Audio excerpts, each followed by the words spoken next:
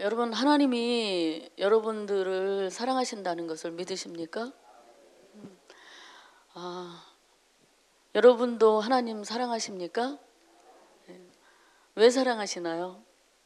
개인적으로 다 마이크 갖다 드리고 좀 물어보고 싶지만 또 속으로 생각하시고 계실 것 같아요. 근본적으로는 우리에게 구원과 영원한 생명을 주시고 하나님이 나를 사랑해 하시기 때문일 것입니다.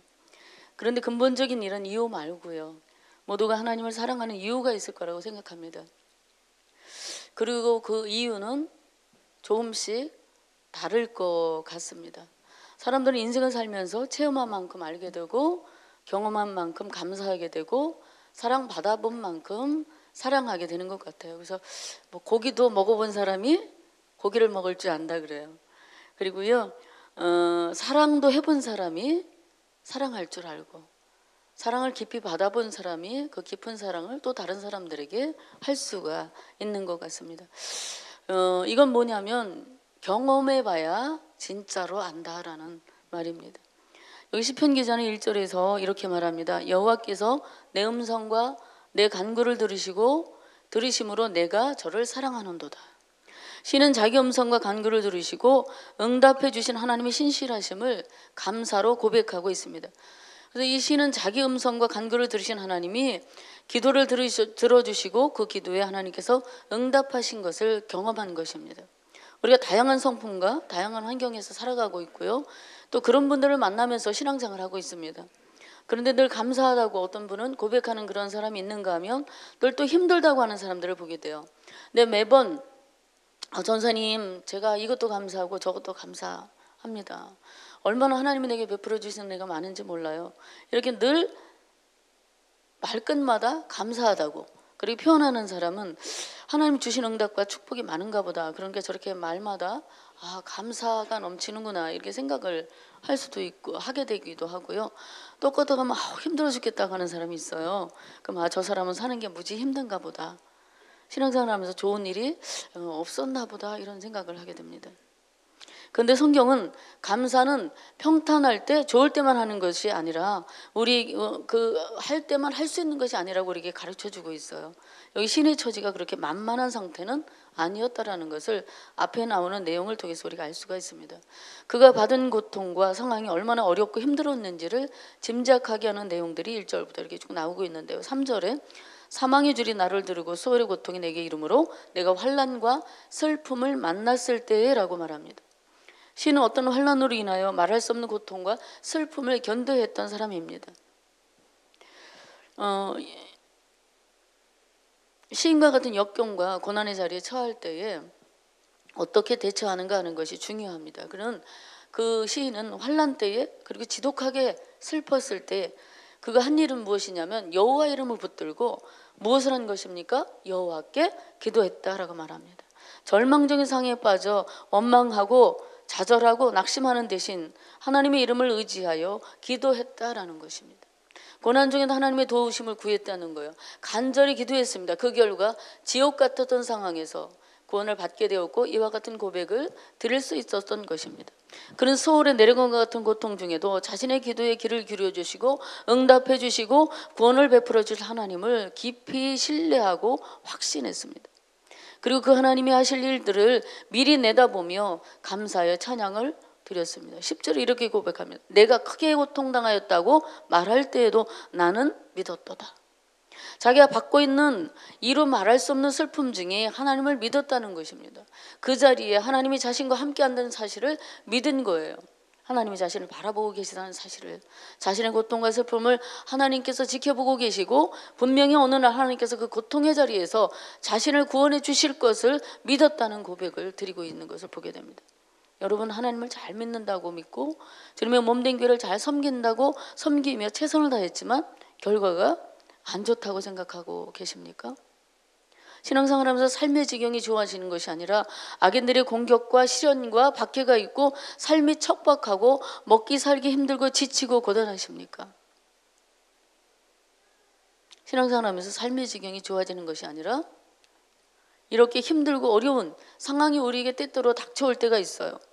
그럴 때도 여러분 낙심하지 마시기 바랍니다. 포기하지 마시기 바랍니다. 하나님이 하실 일이 있음을 기억하시길 바랍니다. 그 상황이 끝날 것 같지 않아도 믿음을 지키시기 바랍니다. 성경에 기록된 바 하나님의 약속과 하나님의 선하심을 믿으십시오. 성경을 믿어야 한다고 하는데 믿어도 현실은 달라지지 않는다고 해도, 그래서 신앙생활하는 것이 때로는 버거워질지라도 여러분 하나님의 진리의 말씀을 붙드는 자가 승리하는 자가 되는 줄로 믿습니다. 믿음은 바라는 것들의 실상이요 보지 못하는 것들의 증거가 됨을 기억하시기를 바랍니다. 눈에 보이는 것들은요 우리가 바라는 것과 다르다고 해도 눈으로 보는 것, 귀에 들리는 것만 가지고 생각하고 판단하지 마십시오. 우리에게 증거하시는 불변의 말씀을 의지하며 그 말씀 믿고 믿음으로 살아가는 저와 성도님들 되기를 간절히 소망합니다. 말씀과 현실이 주는 괴리감이 있어요. 말씀은 그렇다고 하는데 우리 삶에는 그 현실과는 다른 그런 어떤 괴리감을 느낄 때마다 우리가 가끔은 흔들릴 때가 있습니다. 그러나 그것을 극복하면서 끝까지 믿음을 지키는 자에게 하나님의 놀라신 은혜가 나타날 줄로 믿습니다. 하나님은요 하나님을 사랑하는 자의 편에 서서 지켜주시고 함께 하십니다. 하나님 사랑하고 믿음으로 여러분들 함께 기도했으면 좋겠습니다.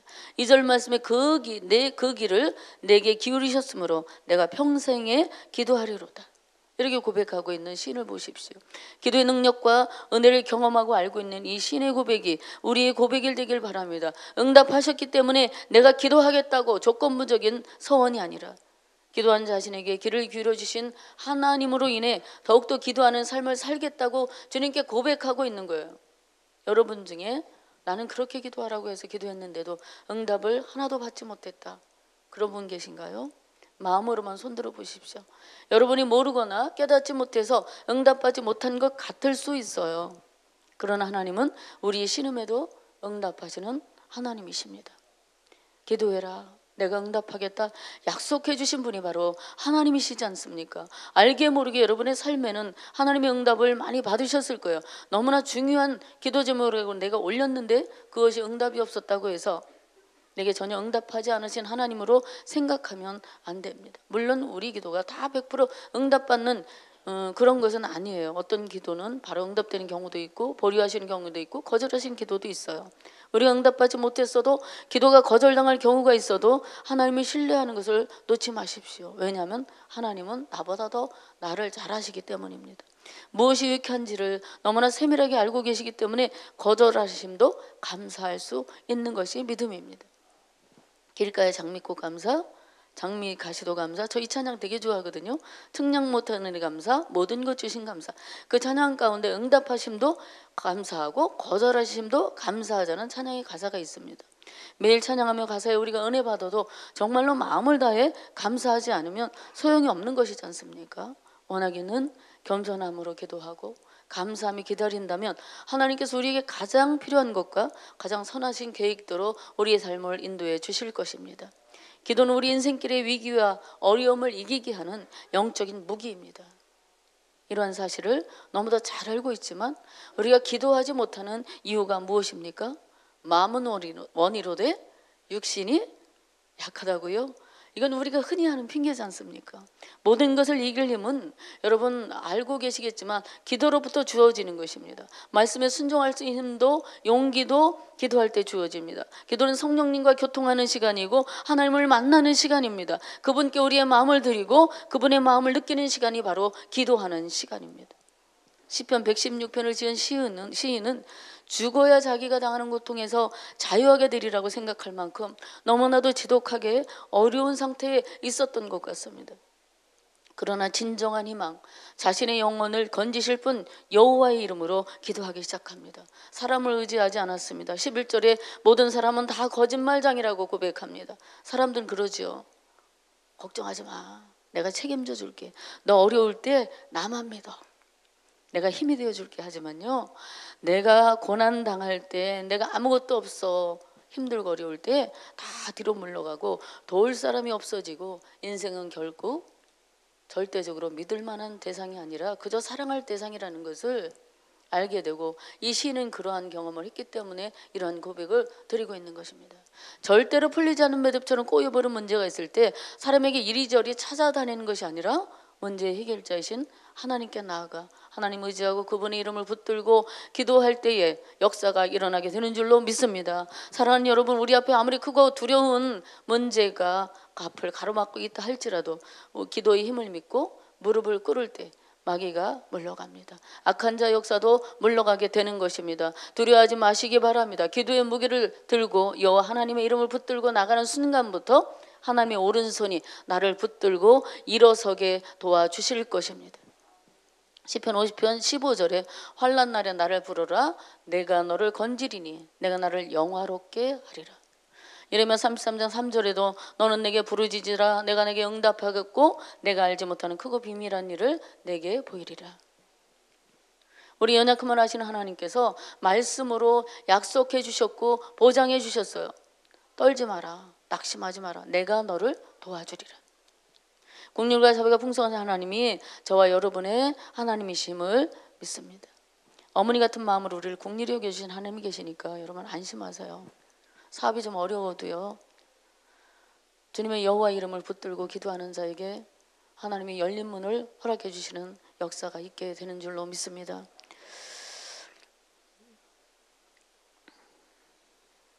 어머니 같은 마음으로 우리를 불쌍히 여겨주시는 하나님이 계십니다. 제가 아들에게 늘 국률한 마음을 가지고 있어요. 주어도 모자라고 계속 주고 싶어요. 딱히 아들이 제게 무엇을 잘해서가 아니라 좀 섭섭하게 할 때 있어요. 바쁘다고 어떤 데 연락도 없이 며칠씩 이렇게 지낼 때가 있어요. 자기 아들이라고는 딱 하나밖에 없는데 근데 굉장히 바쁘대요. 그래서 엄마한테 전화 한 통 할 새가 없다고 하는 것을 제가 알기는 하지만 어떤 때는 조금 서운할 때가 있거든요.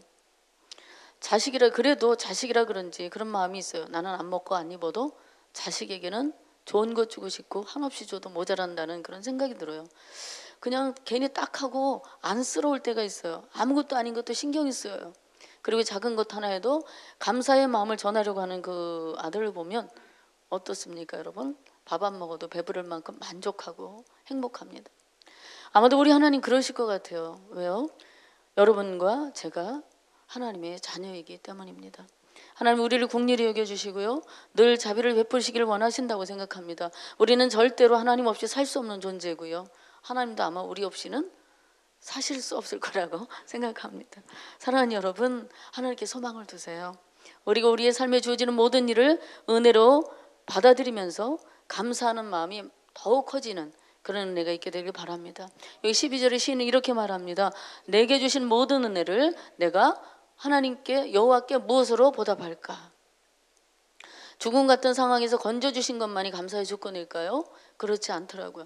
우리가 숨 쉬는 것, 먹고 마시는 것, 사랑하며 사는 것, 보고 듣고 말할 수 있는 것, 아무튼 우리 삶에 함께하는 모든 사소한 모든 것들이, 모든 일들이 다 감사의 조건입니다. 우리 일상에 당연한 것들이 만약에 여러분 어느 날 감사로 다가온다면, 내게 주신 모든 삶이 하나님이 주신 은혜로 여겨진다면 우리의 믿음이, 아버지를 향한 우리의 마음이 성숙해가고 있다는 것을 알게 될 것입니다. 범상 하나님의 돌보신 은혜요, 지켜주신 은혜라고 생각이 들고 마음의 감사가 절로 나온다면 어떤 큰 능력과 축복을 경험해서가 아니라 평범한 일상이 감사가 된다면 정말로 하나님의 마음을 아는, 아버지의 마음을 아는 그런 철든 자식이 된 것이라고 저는 생각합니다.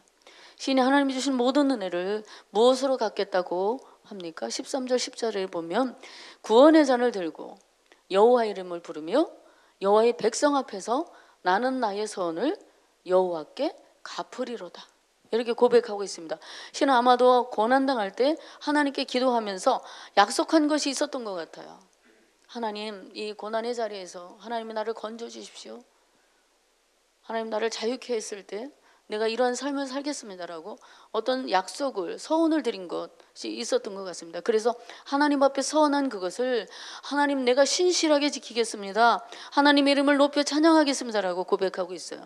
일상 속에서 서원한 것을 지켜서 하나님이 내게 주신 모든 은혜를 보답하겠습니다라고 고백하는 시인의 고백이 저와 여러분의 고백이 될 수 있기를 바랍니다. 사랑하는 여러분, 불만의 눈으로 세상을 보면 불평한 일이 많지만 감사의 눈으로 보면 세상은 온통 감사한 것들로 가득 차 있다라는 말이 있습니다. 불평의 눈으로 세상을 보면요, 계속 불평거리만 보이는 거예요. 미운 짓 하는 것만 보이는 거예요. 그 사람의 나쁜 점만 보이는 거예요. 그러나 감사의 눈으로 이웃을 보고 내 가족을 보고 우리 사랑하는 성도들의 얼굴을 보고 목회자의 얼굴을 보고 그러면 좋은 것만 보이는 거예요. 허물은 다 감춰지는 거예요. 그 사람의 목소리도 이쁘다고 생각하면 이쁘고요. 그 사람의 찢어진 눈도 이쁘다고 생각하면 아름다워 보이는 거예요.